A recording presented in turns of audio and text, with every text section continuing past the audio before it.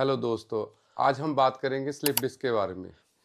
Basically slip disc होती क्या है, इसके लक्षण क्या हैं, इसके सिम्टम्स क्या हैं, हम घर बैठे कैसे पता चल सकते हैं कि हमें स्लिप डिस्क हो गई है।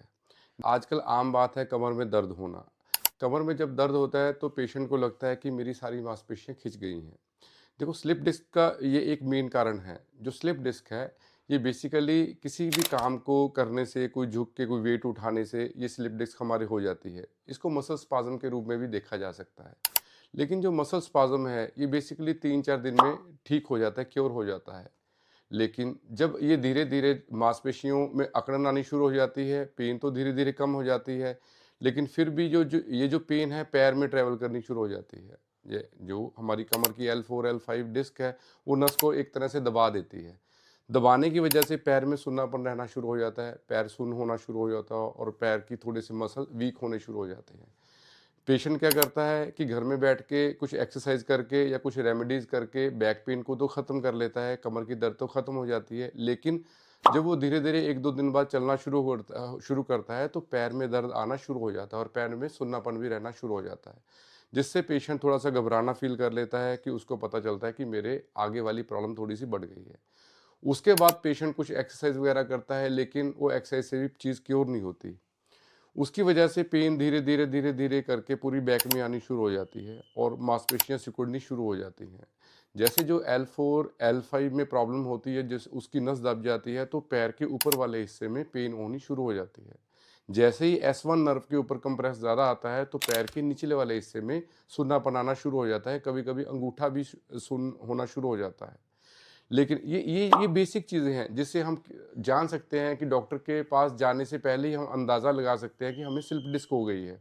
तो ये मेन रीज़न है, ये मेन सिम्पटम्स है। सर एक नॉर्मल स्पेज़म में और एक स्लिप डिस्क हो जाती है, तो डिफरेंस क्या है? स्पेज़म खत्म हो जाता है टाइम के साथ? देखो, नॉर्मल स्पाज़म जो है वो 3-4 दिन में हीट ठीक। फॉर्मेशन से, कुछ एक्सरसाइज से उसको हम क्योर कर सकते हैं। ओके।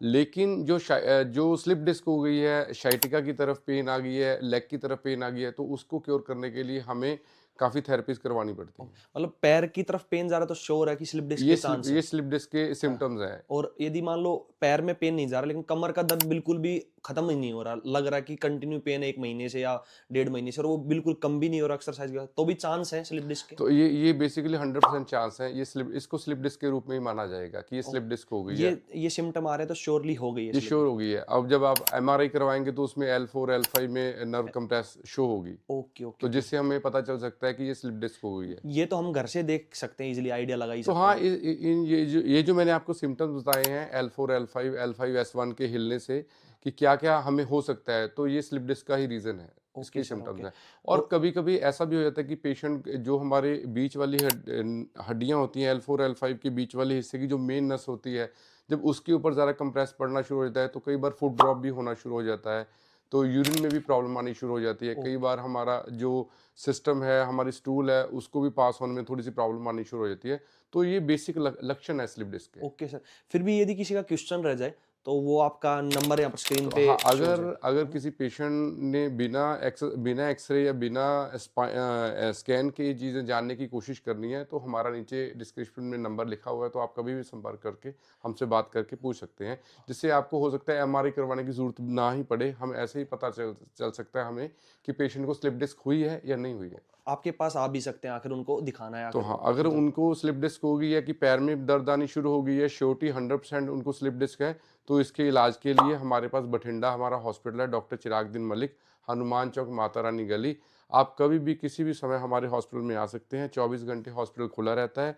या हमारे रहने की भी सुविधा है और हर तरह का संभव इलाज बिना ऑपरेशन के, बिना मेडिसिन से, 50 साल पुरानी पद्धतियों से, 50 साल पुराने तरीके से आज भी हम थेरेपी से इस चीज़ का इलाज करते हैं। Okay sir. सब्सक्राइब का बोल दो आखिर तो बोल दो। हाँ, अगर आपको हमारा चैनल अच्छा लग रहा है तो आप चैनल को सब्सक्राइब करें और हमें ढेर सारे लाइक्स करें।